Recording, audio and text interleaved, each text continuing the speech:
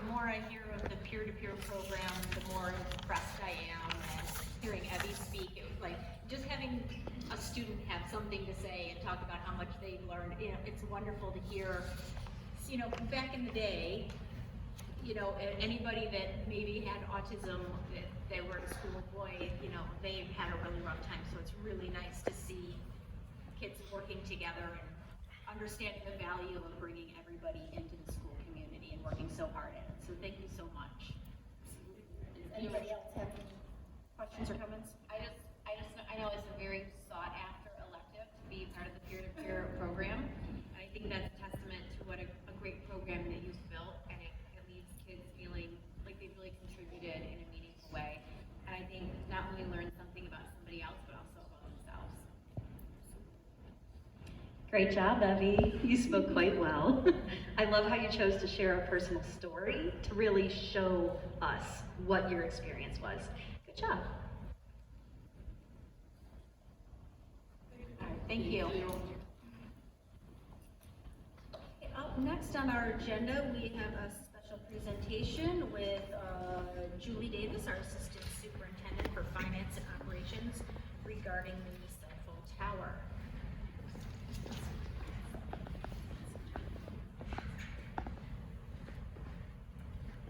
All right, good evening. So I'm just going to take a few minutes here to walk us through a presentation regarding the cell tower proposal at Eastern. A little bit of a background. So we are really focused on security, safety, and health. As many know, it's been a long time issue out at campus, and cell reception is very limited. So last school year, the state of Michigan allocated some resources to school safety and security. And one of those buckets was related to site assessments. So they wanted schools to participate in site assessments for all of their buildings to figure out where are some areas that may be some opportunities for growth. And so we participated in that grant. And back in November 2022, our third-party consultant, Secure Education Consultants, came through and assessed all of the district buildings. For Easton in particular, they cited a lack of cell reception as a concern for them. So in January of 2023, we have a monthly parent advisory committee with the superintendent, and that was also noted as a concern by our parents who are representing the Eastern area. In February, the superintendent provided a board update, or in the superintendent's board update, one of those that month spoke about the cell tower as well. And then in our committee meetings the following month in March, the superintendent at that time shared with the board that we were going to begin to look at putting what it might look like to put a cell tower at our Eastern campus. Continuing to move forward to May, the district met with cell tower representatives, and the superintendent provided an update in one of his weekly updates. In June, representatives from our cell tower reps came through along with some district staff and walked the campus at Eastern. And then in July, we began to work with our legal counsel and looking at the terms for potential lease agreement with the third party. In August, at our board committee meetings, I provided a brief update on where we're at with the potential for a cell tower at Eastern. And then in December, of course, we had a presentation at the board committee meetings. And then just last week, we provided our community with some information at a meeting at Eastern Auditorium. So what have we been doing in the meantime? Staff have a workaround. They're able to enable their Wi-Fi calling on their personal devices. So they have that as an option to be able to use their cell phones in the event of an emergency. We do struggle though with our contracted staff when they come on site and their access to cellular connection. We have some students who use medical monitoring apps, so for a variety of health issues. And so with that spotty cell reception, they struggle with those apps at times. And then when we have athletic events or after-school activities, that cell reception is a concern for that when you have large gatherings and that ability to connect if there was some type of emergency. So the two third parties that the district engaged with were Tower Ventures and SmartLink. So Tower Ventures would actually be the individuals, or they're responsible for the construction of the cell tower, excuse me. And then SmartLink actually represents carriers, and in this particular case, they would be representing Verizon Wireless.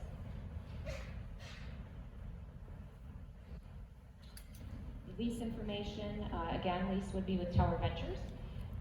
Some of the major lease terms are, there's an option period for the lessee. So the lessee is Tower Ventures. They would have 24 months to begin the work, and there's a 1-year extension option as they work through some of the approvals that they have to do in order to be able to erect the cell tower if the board had authorized the signing of the lease.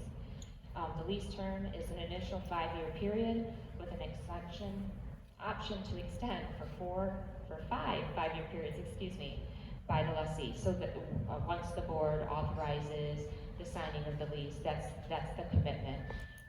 The only out, I would say, would be if Tower Ventures would be denied approvals through their process that they have to do with federal and local authorities. The rent in this case is a small amount of $900 per month, and that would increase annually by 1%. And then there's an additional opportunity to add other carriers, and that's called co-location. So there would be other antennas that would be added to that. And after the first additional carrier, the district would receive 50% of the rent for any other carriers. All right, so how was the location for the cell tower on the campus determined? So our requirements for the third parties were a couple of items. One, to maximize cell reception, and the other one was to minimize visibility to the area. So with those two things in mind, they did a walkthrough, as we talked about just a minute ago, and that included district staff, TVT, SmartLink, and a surveyor. All right, so these next several slides are going to walk us through the proposed location. So bird's eye views from above.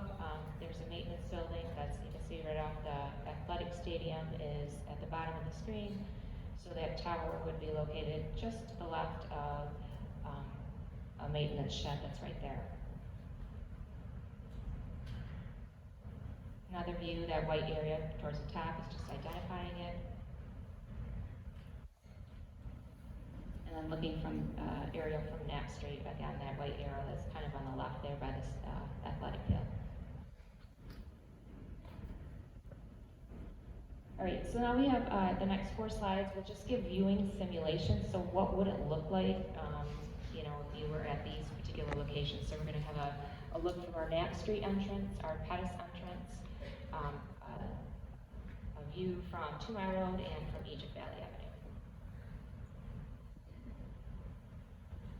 All right, so here's the view looking at our Knapp Street entrance. So this is the entrance that typically our buses come in and out of, but you can see what it would look like from that entrance. Same thing from Pettis Avenue.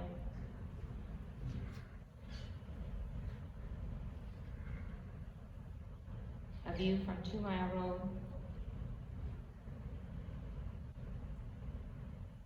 And finally, a view from Egypt Valley.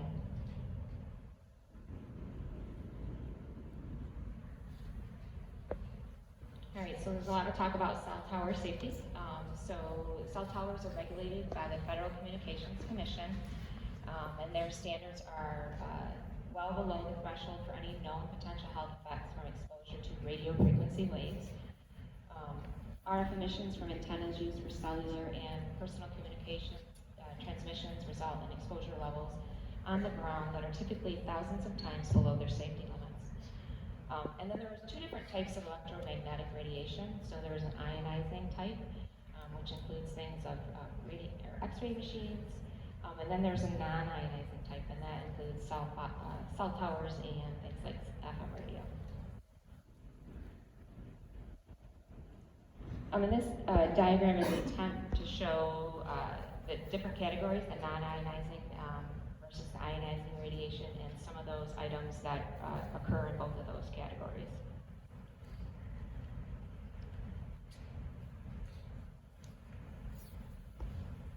All right, so what is the process for the cell tower? So we're here this evening, and we have an agenda item for the board to consider authorizing the interim superintendent or the assistant superintendent for finance and operations to sign a lease agreement with Tower Ventures. So if approved and the lease is signed, then Tower Ventures would need to file with federal and local authorities for their necessary approvals. Eder Township would then hold a public hearing before their planning commission, who will consider the special land use request. And then if all of the federal and local authority permissions are approved, the project would take anywhere from 9 months to 2 years to complete. That would just depend on any issues that they may run into, such as supply chain disruptions. This initial tower would have an antenna for Verizon, so it would impact anybody who uses Verizon Wireless as their carrier. But there is, as we spoke about earlier, there is the ability to lease space and co-locate to other carriers such as AT&T and T-Mobile.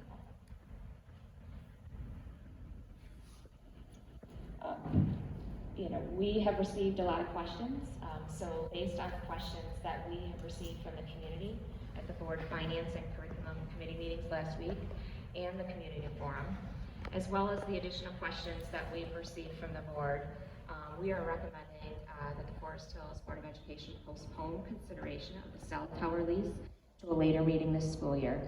This will allow us time to answer questions and explore other options to address the safety and security concerns due to the lack of cell reception at the Eastern Campus. All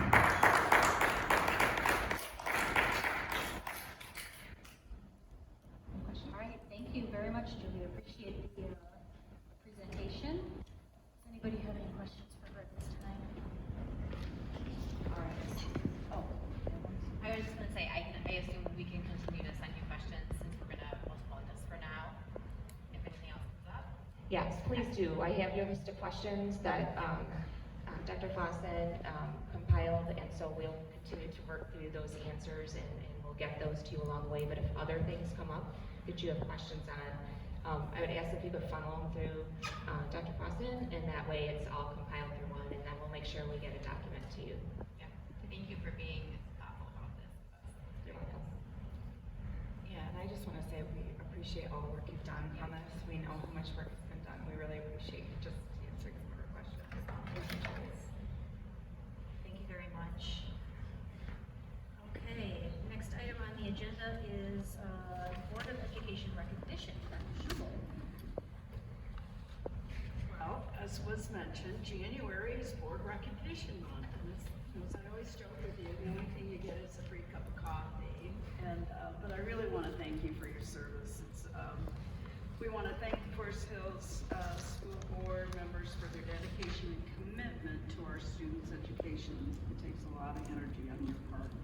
We appreciate the countless hours spent understanding complex educational issues, collaborating with stakeholders, and making challenging decisions. A huge thank you for all you do on behalf of our students, our staff, and our community. So thank you. I know it's a huge commitment to give up your time. People assume it's just this monthly meeting. There's a lot more to being a board member, so thank you very much. And we have a little token, and it's not a Starbucks card, so there you go. Token of appreciation, Maggie.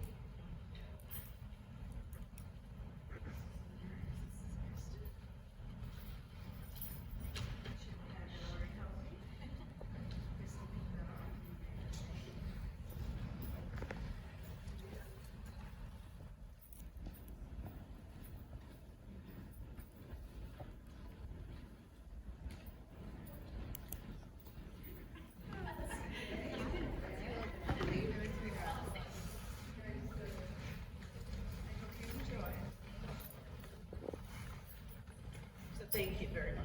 Thank you. For your service. Thank you, Dr. Schubel, and just want to say I thank all of you for being on the board with me. This is a wonderful group of people to work with, very thoughtful, very dedicated. I couldn't ask for a greater group, so thanks for being on the board with us, all of us. Next, we will be moving on to our consent grouping. Can I have a motion to approve our consent agenda, please? I will motion that we approve our consent agenda. Do I have a second? Second. Thank you. Are there any items on the consent agenda that a board member would like to pull out for special consideration? Anything, Dr. Schubel, that you would like to draw our attention to? Okay, terrific. Let's move into our finance report with Dr. Michelle.